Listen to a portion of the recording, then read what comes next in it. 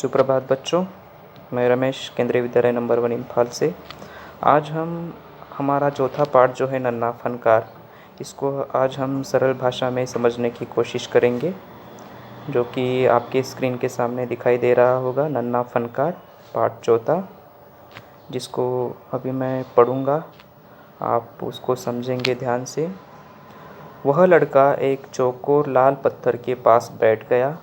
उसने जल्दी जल्दी कोई प्रार्थना बुदबुदाई और छेनी हथौड़ा उठाकर अपने काम में जुट गया।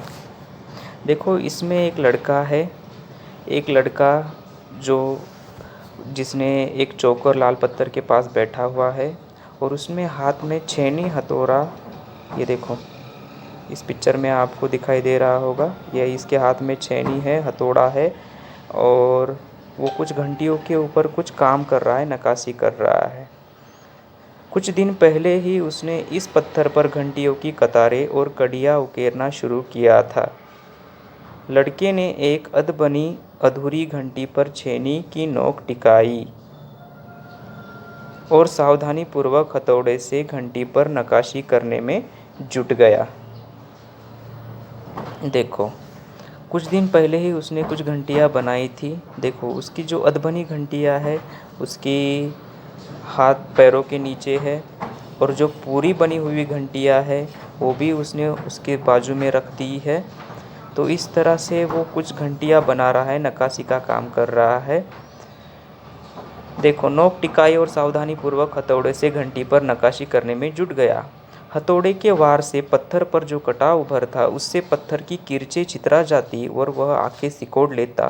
साथ साथ धीमी आवाज़ में वह कुछ गुनगुनाने भी लगता। उसके चारों ओर दूसरे संगतराज भी अपने काम में डूबे हुए थे। ये जो लड़का है, वो जो कटाव उभारता था किरची और वो हथौड़ा लेके, तो उससे उसके कुछ किरचे और छितरा जाती मतलब क्या, उसके छोटे छोटे टुकड़े उड़ जाते थे और वो उड़ के उसकी आंखों की तरफ आते थे। तो वो आंखें क्या करता था, सिकोड़ लेता यानी बंद कर लेता। साथ साथ धीमी आवाज़ में वह कुछ गुनगुनाने भी लगता और बीच ही बीच में वो कुछ गाना भी गुनगुनाता था। उसके चारों ओर दूसरे संगतराज भी अपने काम में डूबे हुए थे और उसके चारों ओर जो दूसरे संगतराज थे वो अपने काम में डूबे हुए थे। केशव 10 साल का था। केशव कितने साल का था? 10 साल का था और अभी अपना काम सीख ही रहा था। पिता के एक बार करके दिखाने पर वह सीधी लकीरों वाले और घुमावदार डिज़ाइन उकेर सकता था। देखो, ये जो केशव है, ये छोटा लड़का अपने पिताजी के कहने पर वो सारी चीज़ें बना रहा था और जो पिताजी उसको सिखाते थे वो हूबेहूब नकल करने की कोशिश करता था। अब तक उसने नक्काशी का जो भी काम किया था, उनमें से इन घंटियों को बनाना ही सबसे ज़्यादा मुश्किल था। अब जो भी उसने काम सीखा था, उसमें सबसे ज़्यादा मुश्किल काम यही था कि जो नक्काशी का काम करना।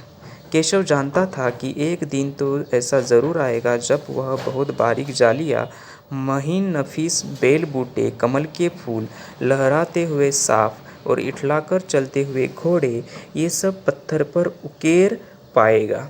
वो जानता था कि जैसे उसके पिताजी बड़े बड़े नक्काशी का काम करते हैं, जैसे कि वो पत्थरों के ऊपर बेल बूटे बनाते हैं, कमल के फूल, लहराते हुए सांप, ये सब करते हैं, उसी तरह से वो भी ये सारे काम कर पाएगा।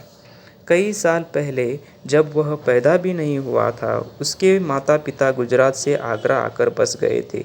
बादशाह अकबर उस वक्त आगरे का किला बनवा रहे थे और केशव के पिता को यही काम मिल गया।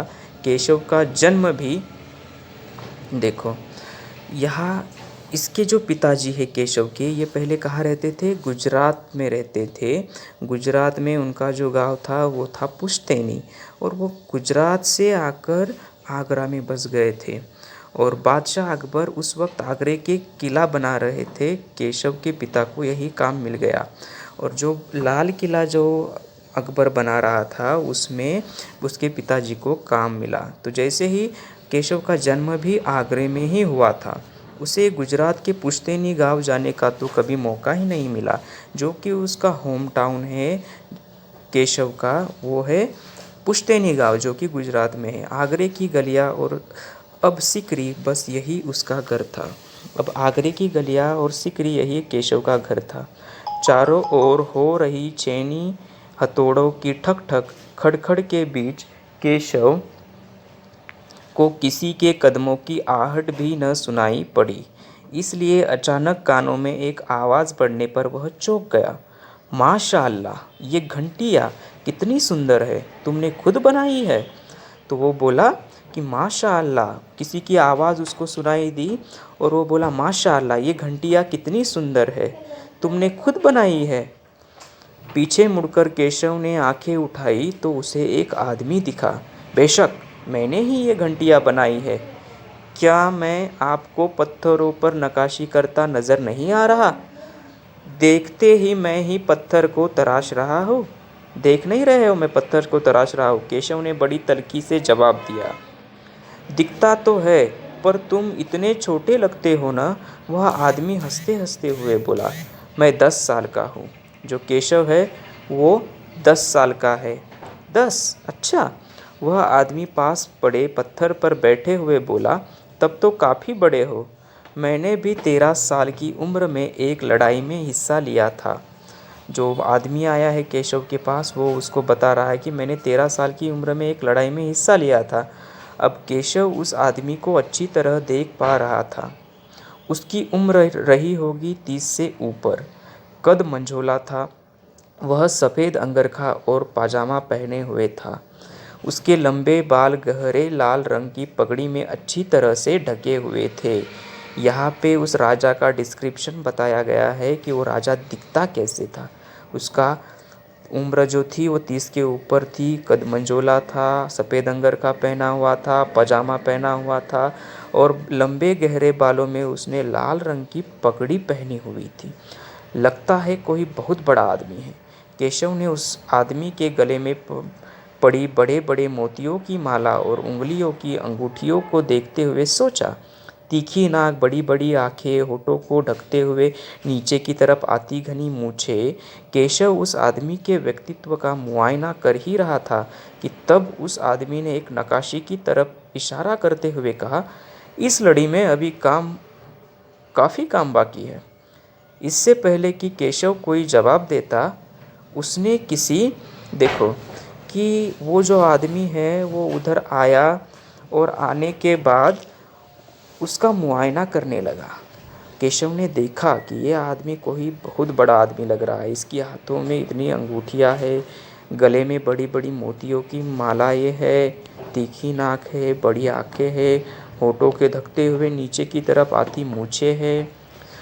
तो उसको लगा केशव कि ये कोई बहुत बड़ा आदमी है कि तेज़ी से दौड़कर आने की आवाज़ सुनाई दी। वो दोनों बातें कर ही रहे थे कि जैसे ही केशव को बोला इस लड़ी में अभी काम बाकी है, कि तभी एक कोई दौड़कर आया और बीच में उनको डिस्टर्ब करके बोलने लगा।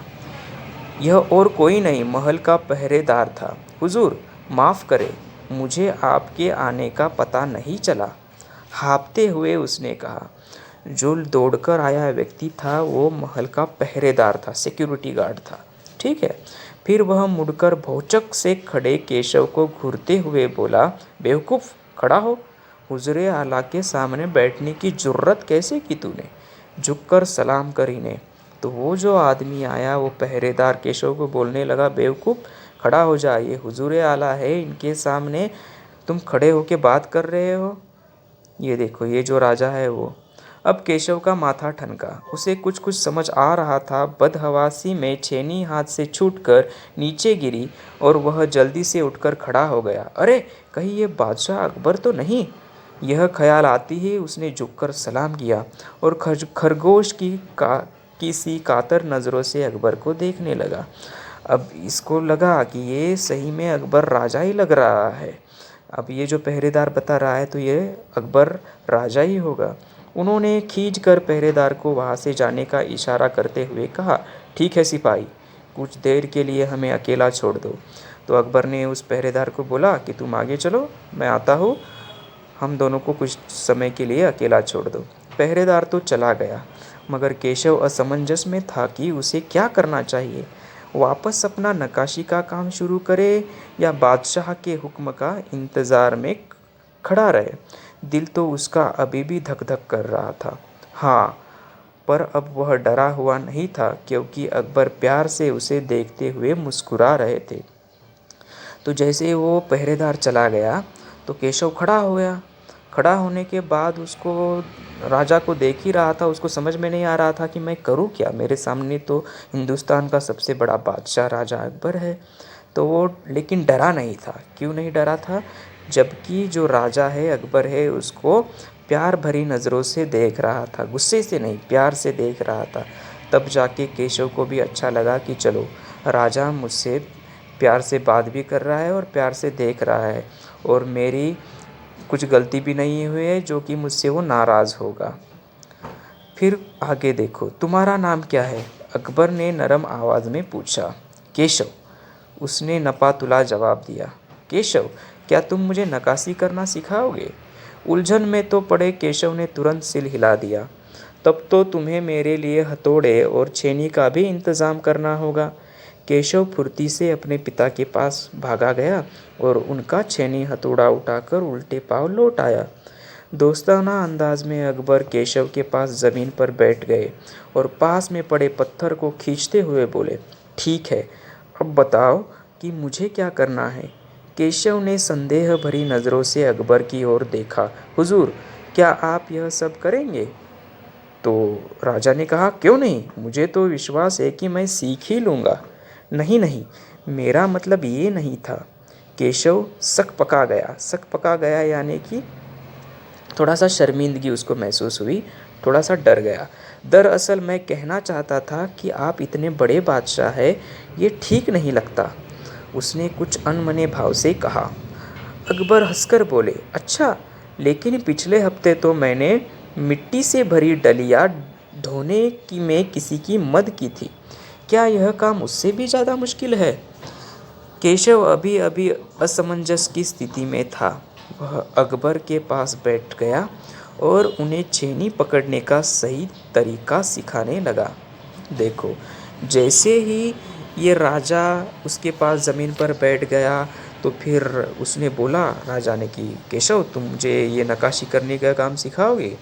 तो वो बोला, मैं तुमसे सीखना चाहता हूँ। तो वो डर गया कि ये इतना बड़ा राजा हो के ये इनको कैसे सिखाया जाएगा। तो उसने कहा, वो जल्दी से दौड़ के चला गया, अपने पापा का वो छेनी हथौड़ा लेके आया और राजा को सिखाने लगा। तो कैसे सिखाता है, देखो।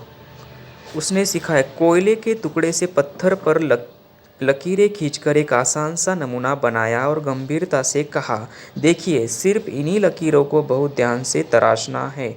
अकबर ने पत्थर पर छेनी रखी और जोर से हथौड़े से वार किया, जिससे कटाव ज़्यादा गहरा हो गया। जैसे ही केशव ने उसको सिखाना शुरू किया, तो अकबर राजा ने वो छेनी और हथौड़ा जोर से उसके ऊपर मारा, पत्थर के ऊपर, और जिससे कटाव ज़्यादा हो गया। अरे अरे, नहीं नहीं, केशव ने तुरंत गलती पकड़ी। हथौड़े को आहिस्ता से मारना है, ऐसे उसने करके दिखाया। और हाँ, अपनी आंखें थोड़ी मीच कर रखे, वरना किरचे उड़कर आंखों में चली जाएगी। अकबर मुस्कुराए, जी हुजूर। तो अकबर ने जैसे ही ये इसने सिखाना शुरू किया केशव ने अकबर को, तो उसने कुछ उसको सूचनाएं दी कि देखो, ऐसे करोगे तो नहीं होगा, धीरे धीरे करो। और उसको करते ये नक्काशी करते समय अपनी आंखें जो है वो थोड़ी मीच कर रखना, नहीं तो वो किरचे उड़कर आँखों में चली जाएगी। देखो, ये जो सूचना है वो राजा को दे रहा है और अकबर उस सूचना को सुनकर मुस्कुरा रहा है और केशव को बोल रहा है, जी हुजूर, मैं ऐसा ही करूँगा, जैसे आप बताओगे वैसे ही मैं करूँगा। तो राजा भी अभी धीरे धीरे केशव से सीख रहा है और वो जैसे केशव बनाता है वैसे वो सीख रहा है। जवाब में केशव भी मुस्कुरा उठा। वह लगभग भूल ही गया था कि उसकी बगल में बैठा यह व्यक्ति हिंदुस्तान का बादशाह है। एक अनाड़ी से वयस्क पर अपने काम की धाक जमाने में उसे मज़ा आ रहा था। वह बड़े ध्यान से देख रहा था कि अकबर किस तरह लकीरों को उकेर रहे हैं। बादशाह से जरा सी भी चूक हो जाने पर फौरन उसकी त्योरियां चढ़ जाती। तो जैसे ही राजा उससे सीख रहा है और वो उससे बड़ा है फिर भी केशव से सीख रहा है। लेकिन केशव जब वो राजा गलती कर रहा है तब उसके ऊपर चिढ़ रहा है, त्योरियाँ चढ़ जाती है, मतलब उसको गुस्सा आ रहा है गलती करने पर। काम करते करते अकबर पूछ बैठते, केशव सही नहीं है क्या? और केशव सिर हिलाकर अपनी असहमति जता देता। अकबर इत्मीनान से बैठ गए और केशव को काम करता हुआ देखने लगे। अपने काम में खोए हुए उन दोनों को इस बात का एहसास नहीं हुआ कि आसपास मौजूद दूसरे संगत राष्ट्र उन्हें बड़े कौतूहल से देख रहे हैं। अकबर ने गौर किया कि केशव पत्थर पर बने नमूने को ही नहीं तराश रहा, बल्कि अपनी तरफ से भी उनमें कुछ जोड़ रहा था, जिससे वे डिज़ाइन ज़्यादा खूबसूरत लग रहे थे। लड़के के काम करने को अंदाज देखकर अकबर ने धीमे से कहा, केशव देखना, एक दिन तुम बड़े फनकार बनोगे।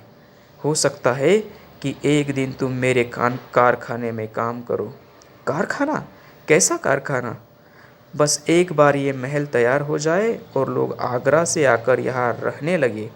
देखो कि जैसे ही केशव ने उसको सिखाना शुरू किया, तब से वो भी अकबर राजा को भी उसका काम करना ठीक लगा।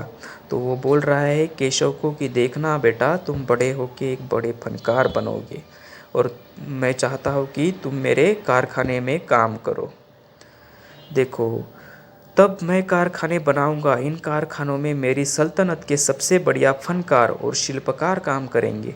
चित्र बनाने वाले कलाकार, गलीचों के बुनकर, संगत राश, पत्थर और लकड़ी पर नक्काशी करने वाले शिल्पकार सभी वहाँ काम करेंगे। केशव का चेहरा चमक उठा। वह मुस्कुराते हुए बोला। फिर जैसे ही इसने ये बोला राजा ने कि तुम एक दिन बड़े फनकार बनोगे, तो उसको भी बहुत अच्छा लगा।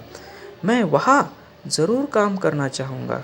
तो ये राजा के सामने केशव भी बोला कि आपके कारखानों में मुझे काम करना बहुत अच्छा लगेगा और मैं आपके कारखाने में ज़रूर काम करूँगा, ज़रूर आऊँगा। तो राजा ने बोला कि वहाँ पे अच्छे अच्छे कलाकार रहेंगे, संगत राज रहेंगे, चित्रकार रहेंगे, शिल्पकार रहेंगे। तो उसको भी अच्छा लगा कि कहीं मैं भी इन लोगों में शामिल हो जाऊंगा और राजा ने मुझे कहा है तो मैं ज़रूर उसके पास जाके ये काम सीखूंगा। तो ये राजा जो है ये आगरे में एक महल तैयार करवा रहा था और वो महल किसके लिए तैयार करवा रहा है तो ये आप अभी हम आगे देखेंगे। तो जैसे ही केशव का चेहरा मुस्कुरा गया, अकबर उठ खड़े हुए। जाते हुए बड़े प्यार से केशव का कंधा थपथपाया और कहा, अच्छा बेटा, अपना काम जारी रखो। हुजूर, क्या आप दोबारा आएंगे? केशव ने बड़ी उत्सुकता से पूछा।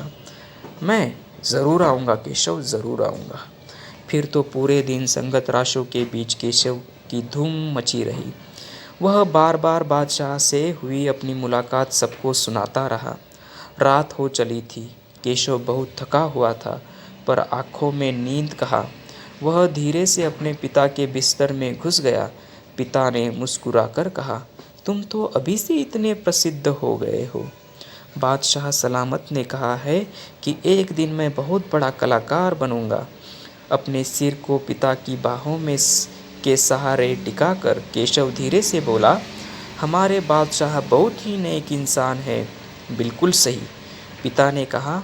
कुछ सोचकर केशव ने पूछा, बाबा एक बात बताओ, बादशाह के पास आगरा में एक से बढ़कर एक खूबसूरत महल है, फिर वे सिकरी में यह शहर क्यों बनवा रहे हैं? पिता ने कुछ याद करते हुए बताना शुरू किया, हाँ बेटा, बादशाह का आगरा बहुत सुंदर शहर है, पर सिकरी में नया शहर बनवाने का भी एक खास कारण है। मैंने सुना है कि जब बादशाह अकबर की कोई संतान नहीं थी, इस वजह से वे हर वक्त परेशान रहते थे। वे बहुत से साधु संतों और फकीरों के पास गए। भटकते भटकते बादशाह ख्वाजा सलीम चिश्ती के पास सिकरी आ गए। उन्होंने ही बादशाह को बताया था कि उनके एक नहीं तीन तीन संतानें होंगी, शहजादा सलीम, मुराद और दनियाल। केशव ने चहकते हुए कहा, बिल्कुल सही।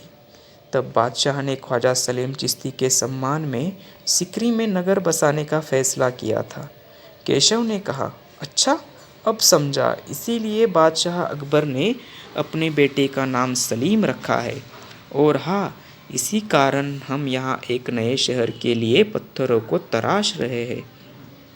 तो जैसे ही उसके पिता ने बताया कि सिकरी में ये महल क्यों बना रहा है, तो उसने उसकी स्टोरी बताई।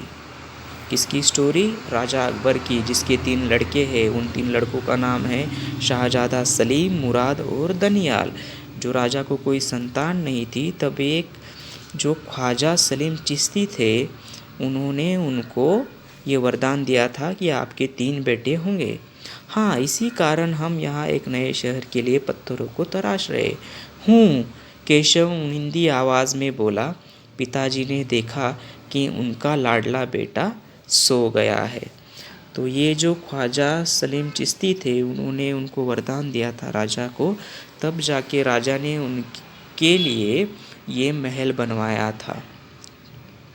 ठीक है, तो इस तरह से उन्होंने प्रॉमिस किया था ख्वाजा सलीम चिश्ती को, उनके सम्मान में नगर बसाने का फ़ैसला किया कि उनको भी अच्छा लगे।